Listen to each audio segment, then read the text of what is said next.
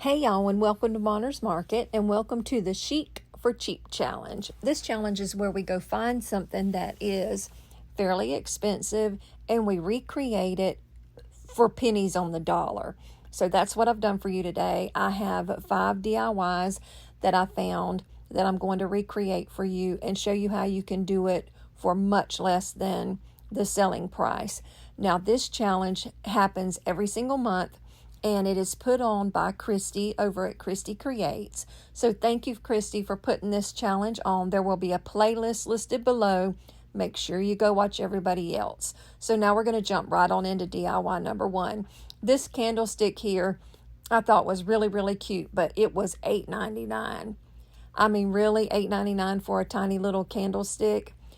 I happened to find this candlestick at the Goodwill for 99¢. And I go on Senior Day, and if you are familiar with my channel, you know I like to go on Senior Day to the Goodwill because I get half off. So I paid 50¢ for this. But because it was a 99¢ candle, I'm just going to go with the 99¢ for the price.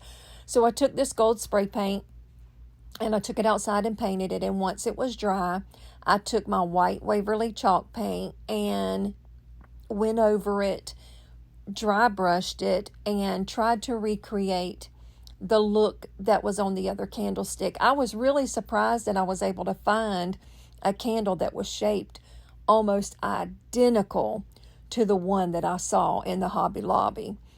So after I got the paint on, I realized that it was too much and it didn't really mimic the original one.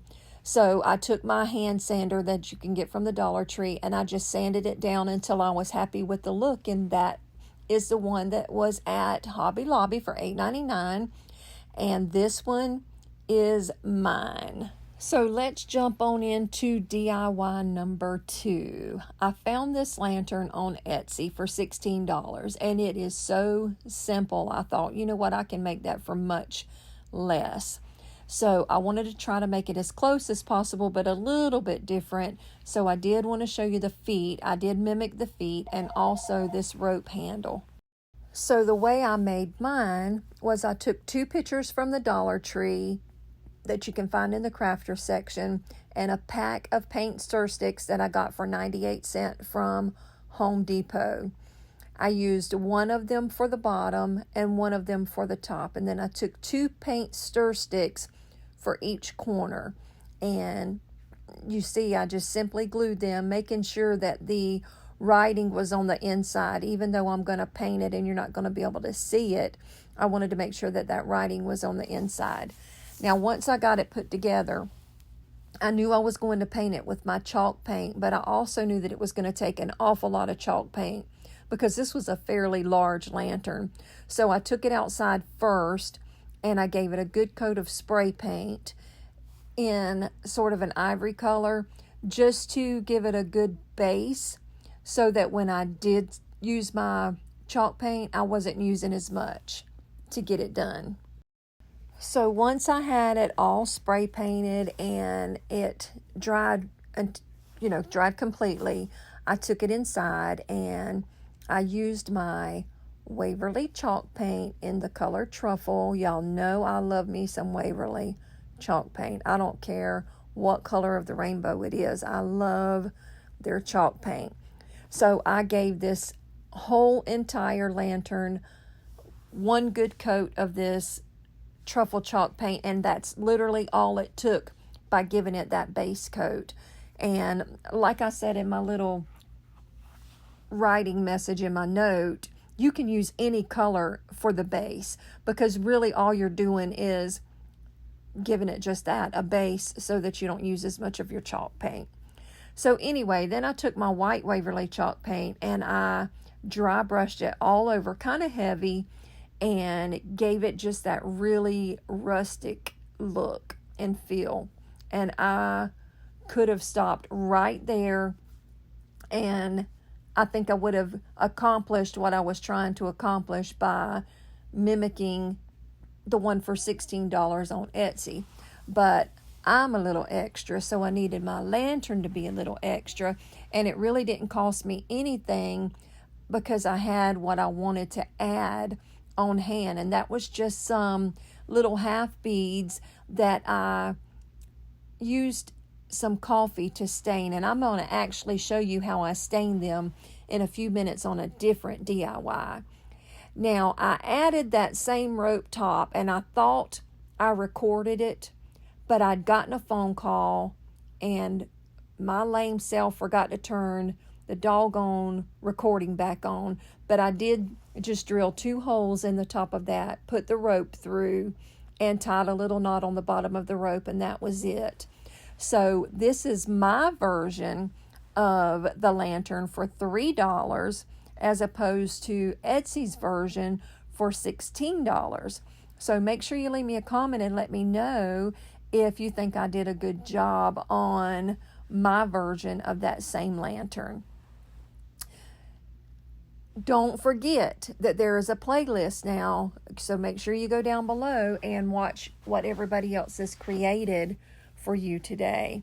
But look at that. I was really honestly kind of proud of the way that turned out. And I did leave everything natural because I thought it was just a really nice contrast.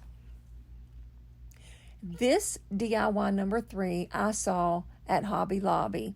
So pretty much everything I think came from Hobby Lobby that I'm doing today, except for what I found on Etsy. No, that's a lie. I have something from somewhere else later on. So just ignore that I even said that. So I wanted to recreate it using these Jenga blocks that I got back at Christmas time, or after Christmas, should I say, for $2 in the clearance section.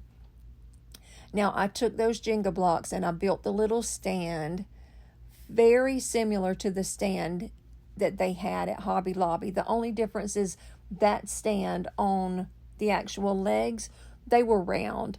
And I did have a dowel rod that would have worked perfectly for this, but it was just easier for me to make it all out of the Jenga blocks. It was raining here and I did not want to go outside and crank my saw up just to cut the dowel rod for this one. I knew I could do it with these. So I only used wood glue because hot glue was just not sticking on this. So I did have to kind of let it sit up overnight until it was completely dry. Again, I did the same thing. I took it outside and I gave it a good coat. Hey y'all, I'm just saying hey there.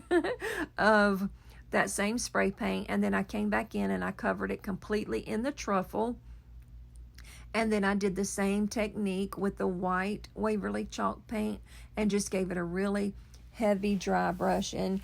And that was that. That was all it took to make that little stand and recreate it for you guys. Oh, and the bowl, I forgot to tell you, came from the Dollar Tree for $1. So there you go. That's my version for $3. And this is their version for $23.99. Are you kidding me? $24 for something that I built for $3.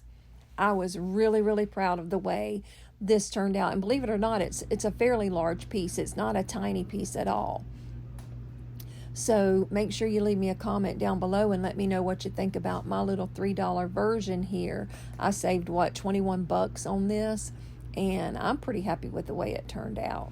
So I am excited to see what you tell me down in the comments below about how you seen it. Now, y'all just pretend y'all don't see that Jenga right there because I forgot to sand it down. So we're going to just pretend like that's not there. Let's get on into our next DIY. This one I think is my favorite. It's a beaded garland with the little cross on the end that says love, and they wanted $14.99 for it at the Hobby Lobby. I knew I could do it so much cheaper than that.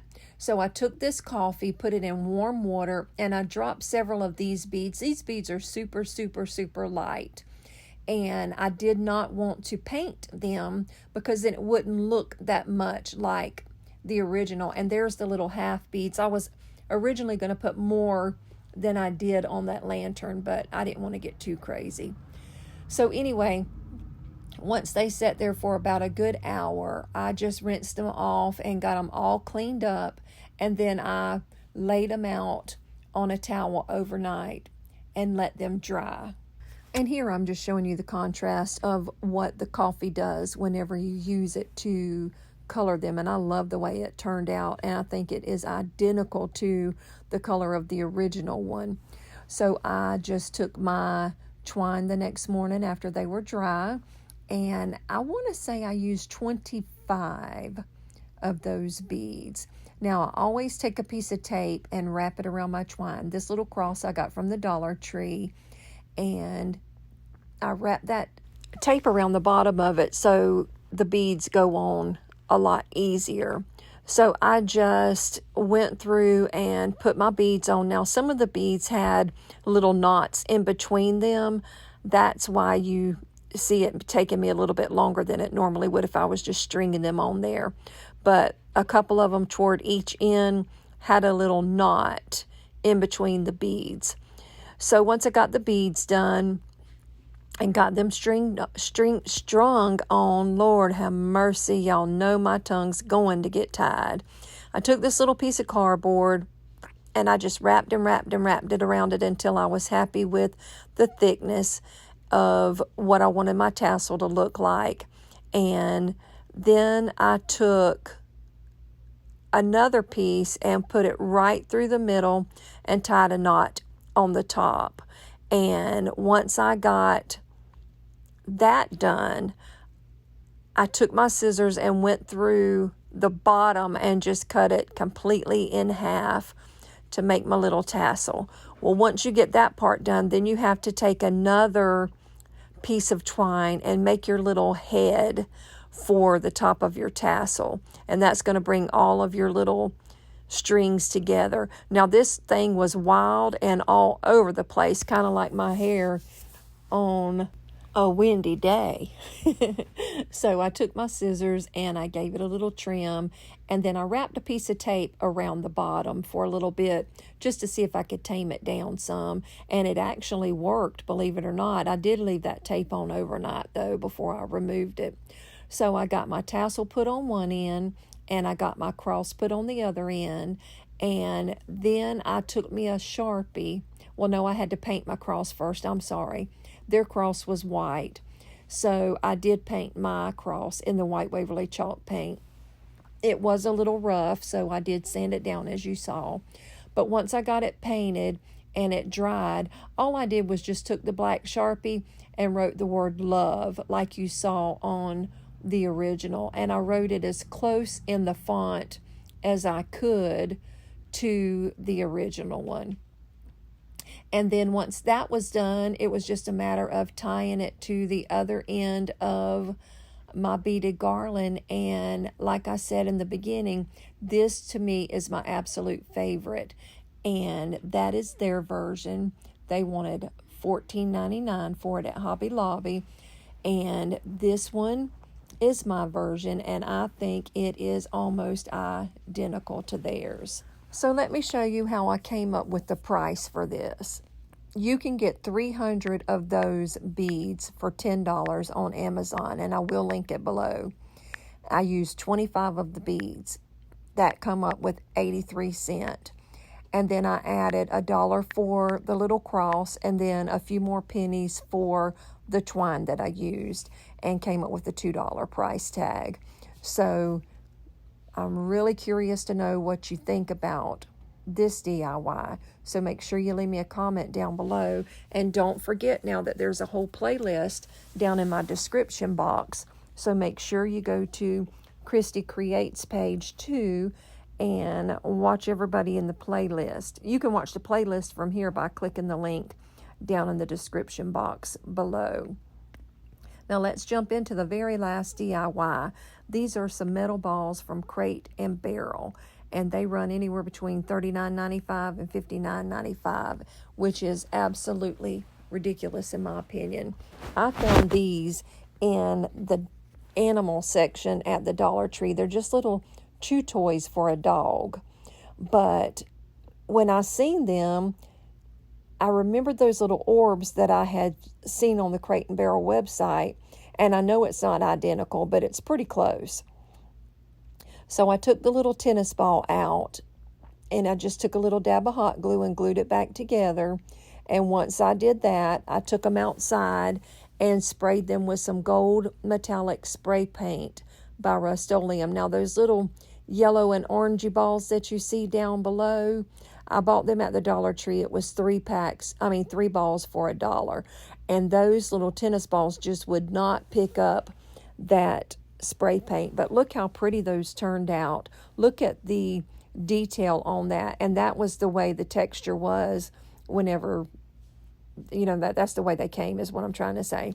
So I used white, truffle, and ink as the colors for distressing these balls down and trying to give them sort of a metallic-y look. I don't know if I accomplished that or not so much, but I do like the way they turned out. And this is Crate and Barrel's version, again, for $39.95 to $59.95. And this is Brenda's version for $3. So let me know down in the comments what you think about this and everything else that I've done on the video for you today. Thank you for watching my Chic for Cheap challenge. Thank you, Christi, for putting it on. Now make sure you go down to the playlist below and show everybody some love. Thank you for coming to Monner's Market. If you've never been here before, reach down and hit that red subscribe button and stick around for a little while. Y'all come back now. You hear? Bye now.